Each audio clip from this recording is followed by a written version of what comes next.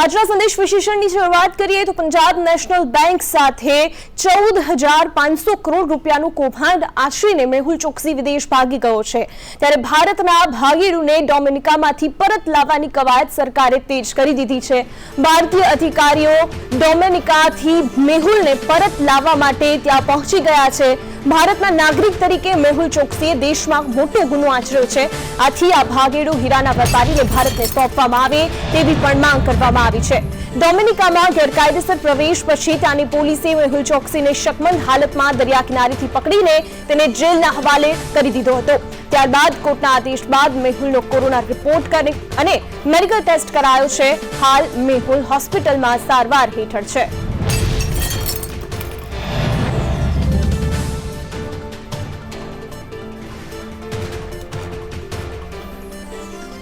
અને આજ મુદ્દે સંદેશ વિશેષણમાં ચર્ચા કરીશું કે કેવી રીતે મેહુલ ચોકસીને ભારત પરત લાવી શકાય છે અને કેટલી શક્યતાઓ છે।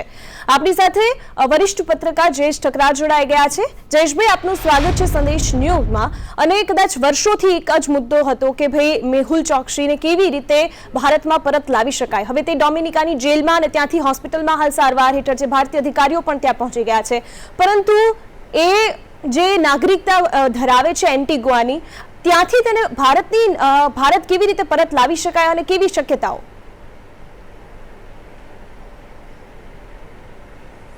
હા દિવ્યા, આપણે એક વાત એ સમજી લઈએ કે આ એક કેરેબિયન દેશ છે અને મેહુલ ચોકસી કે જેમણે 2018માં 13,500 કરોડથી વધુનું બેન્કિંગ કૌભાંડ કરેલું, જે ભારતના ઇતિહાસનું સૌથી મોટું બેન્કિંગ કૌભાંડ છે।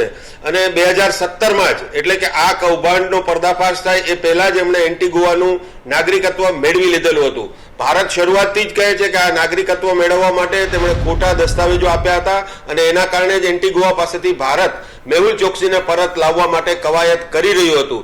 હવેનો જે ઘટનાક્રમ છે કે જેમાં એન્ટીગુઆથી મેહુલ ચોકસી ડોમિનિકા પહોંચી ગયો છે, જે ત્યાંથી 200 કિલોમીટર દૂર છે। હવે એન્ટીગુઆના પ્રાઇમ મિનિસ્ટર ગેસ્ટન બ્રાઉની એવું કહે છે કે ડોમિનિકાથી સીધો જ મેહુલ ચોકસીને ભારત સોંપી દેવો જોઈએ, પણ એ તો હવે કહે છે।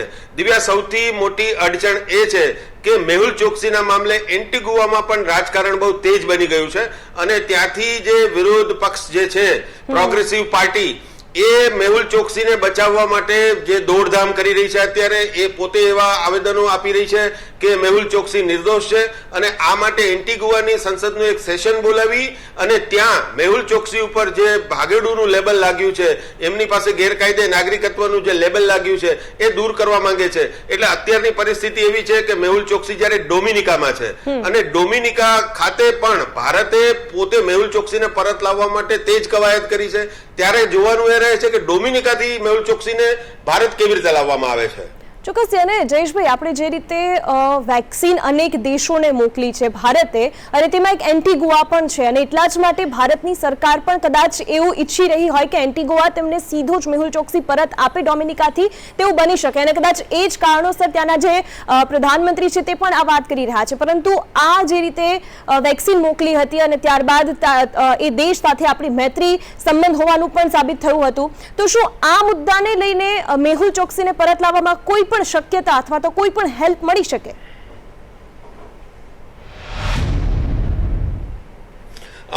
દિવ્યા, આ મામલો અત્યારે આમ જોવા જઈએ તો એજ ઉપર છે અને જે રીતે જોઈએ તો એન્ટીગુઆના વડાપ્રધાન પોતે જ એવું કહેતા હોય કે ડોમિનિકાએ મેહુલ ચોકસીને ભારતને ત્યાંથી જ સીધો પરત કરી દેવો જોઈએ।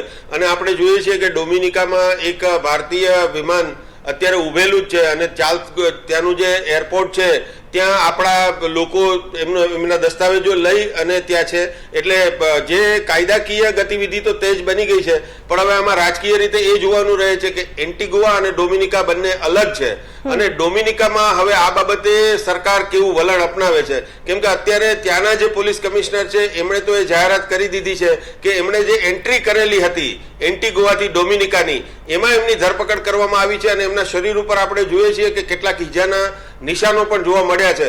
હવે જ્યારે હોસ્પિટલાઇઝ છે ત્યારે મને એવું લાગે છે કે હવે મામલો કોર્ટમાં પહોંચશે અને ભારતે કદાચ આ બાબતે ત્યાં જે લીગલ ફાઇટ છે એ આપવી પડે એવું લાગે છે। ચોક્કસ. અને જયેશભાઈ, એ જે અત્યારે લીગલ ફાઇટ તો આપી જ રહ્યું છે અને જે રીતે ભારતીય અધિકારીઓ ડોમિનિકા પહોંચી પણ ગયા છે, પરંતુ એ આખી પ્રોસેસ કઈ રીતે થતી હોય છે કે જ્યારે કોઈ એક નાગરિક જે ભારતનો હતો પરંતુ હવે એ નાગરિક પાસે બીજા દેશની પણ નાગરિકતા છે, ત્યારે એને જેટલા પણ ગુના આચર્યા હોય અને છતાં પણ તેને ભારતમાં લાવવો હોય તો તેની જે પ્રોસેસ હોય છે એ કેવી હોય છે? હા દિવ્યા, પ્રત્યાર્પણનો મામલો છે એ દરેક દેશોનો અલગ અલગ હોય છે. જેમ કે આપણે જોઈએ કે મેહુલ ચોકસીના ભાણેજ છે તો એ અત્યારે લંડનમાં છે, જે કૌભાંડમાં સામેલ છે. તો નીરવ મોદી અને વિજય માલ્યા, આપણે બંનેના કેસ જોઈએ તો લંડનમાં એમના પ્રત્યાર્પણ બાબતે આપણી કવાયત જે ચાલી રહી છે એમાં આ પ્રત્યાર્પણનો મુદ્દો જ છે. હવે જ્યારે આ કેસ ચાલવાનો છે ત્યારે મહત્વનો મુદ્દો એમની ભૂગોળને સમજવા જેવો છે કે એન્ટીગુઆનું નાગરિકત્વ એમણે 2017માં લીધેલું હતું. હવે મેહુલ ચોકસી જેવો વ્યક્તિ કે જે ભારતમાં 14,500 કરોડથી વધુનું કૌભાંડ કરી અને ભાગી ગયો છે અને ભારત માટે સૌથી મુખ્ય આરોપી છે.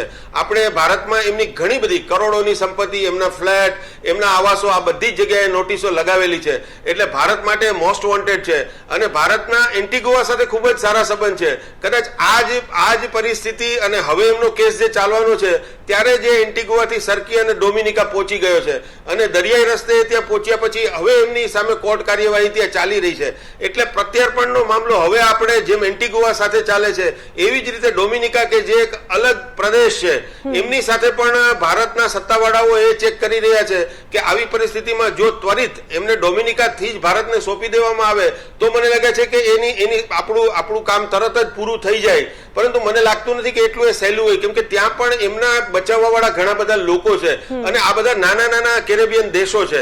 હવે ત્યાંના વિપક્ષના લોકોને જો મેહુલ ચોકસી સાધી લેતો હોય તો મને લાગે છે ત્યાં પણ આ મામલો રાજકીય રીતે પણ તૂલ પકડી રહ્યો છે. એટલે ભારતે પ્રત્યાર્પણ ઉપરાંત લીગલ ફાઇટ અને ત્યાંના રાજકીય નેતાઓ આ ત્રણેય સાથે વ્યૂહાત્મક રીતે કોઈ એવી સમજૂતી કરવી પડે કે જેના કારણે આપણું કામ આસાન થઈ જાય. અને આ સાથે જયેશભાઈ, જ્યારે કોઈ પણ નાગરિક કે જે ભારતનું નાગરિકતા ધરાવે છે, આ સાથે અન્ય દેશનું પણ નાગરિકતા ધરાવે છે, જ્યારે તેના પ્રત્યાર્પણ કરવામાં આવી જાય છે અને કદાચ મેહુલ ચોકસીનું પણ પ્રત્યાર્પણ કરવામાં આવે અને તે ભારત આવી જાય છે તો તેના ઉપર જે સજા થાય છે, જે નિયમો લાગતા હોય છે, તે માત્ર ભારતના જ લાગે અથવા તો તેમને એન્ટીગુઆ કે જે બીજા દેશની નાગરિકતા ધરાવે છે તેનું પણ જે કાયદાઓ છે તેનું ધ્યાન રાખવામાં આવતું હોય છે? આ દિવ્યા, જ્યાં સુધી પ્રત્યાર્પણ થતું નથી અને આવા કેસમાં કે જે એ પોતે એવો ક્લેમ કરે છે કે એન્ટીગુઆનું નાગરિકત્વ એમની પાસે છે, તો જ્યાં સુધી એ ત્યાં રહે છે ત્યાં સુધી એમના નિયમો એમને લાગુ પડતા હોય છે. પરંતુ પ્રત્યાર્પણના જે પાયાના સિદ્ધાંતો છે એમાં જે મૂળ દેશ છે, જ્યાંનો આરોપી, જ્યાંનો નાગરિક છે, એક વખત એમનું પ્રત્યાર્પણ થઈ જતું હોય છે અને પછીથી તમે જુઓ તો એ દેશના જ એમને કાયદા કાનૂન લાગુ પડે છે. આપણે અગાઉ લંડનમાં જે કેસ ચાલ્યો અને ભારતના ભાગેડુ આરોપી વિશે આપણે જોયું તો એમાં આપણી પાસેથી જેલમાં કેવી સુવિધા છે આ બધા ફોટોગ્રાફ્સ પણ મંગાવવામાં આવ્યા હતા. જ્યાં સુધી પ્રત્યાર્પણ થતું નથી, જ્યાં સુધી વિદેશની કોર્ટમાં કેસ ચાલે છે ત્યાં સુધી તમામ નિયમો ત્યાંના લાગુ પડે છે. ત્યાંના જજ ત્યાંના સંવિધાનને ટાંકી અને નિયમો મુજબ કાર્યવાહી કરતા હોય છે. પરંતુ એક વખત આરોપી જ્યારે ભારતમાં આવી જાય અને જેની પાસે ભારતનું નાગરિકત્વ છે, અને આ કિસ્સામાં તો સ્વયં સ્પષ્ટ એ બાબત છે કે ભારત પોતે એવું કહે છે કે મેહુલ ચોકસીએ એન્ટીગુઆનું જે નાગરિકત્વ લીધું છે એ જ ગેરકાયદે છે અને એના માટે એમણે જે દસ્તાવેજો રજૂ કર્યા હતા એ ફરજી છે. જી. અને આ સાથે જ જયેશભાઈ, જે રીતે આપણે વાત કરી કે એન્ટીગુઆના પીએમ તો સમર્થનમાં છે કે મેહુલ ચોકસીને સીધો જ ભારત મોકલી દેવામાં આવે, પરંતુ જે સંસદમાં મુદ્દો ઉછળે છે, કારણ કે એવું પણ કહેવામાં આવી રહ્યું છે કે મેહુલ ચોકસી જે ચૂંટણી ભંડોળ છે તે ખૂબ જ મોટા પ્રમાણમાં આપી રહ્યો છે અને એટલા માટે વિપક્ષ તેમના ઉપરથી જે ભાગેડુ શબ્દનો આરોપ લાગ્યો છે તે જ હટાવવા માંગે છે. જો એન્ટીગુઆની સંસદમાં આ મુદ્દો ચર્ચામાં આવે છે અને વિપક્ષ જે રીતે જોર લગાવી રહ્યું છે તેના કારણે આ કેસમાં કેવી રીતે અસર આવી શકે છે અને ભારતને મેહુલ ચોકસી પરત આપવામાં આવે અથવા તો તેનું પ્રત્યાર્પણ કરવામાં આવે તેમાં કેટલી ઓછી સંભાવના અથવા તો સંભાવનાઓ દેખાઈ રહી છે?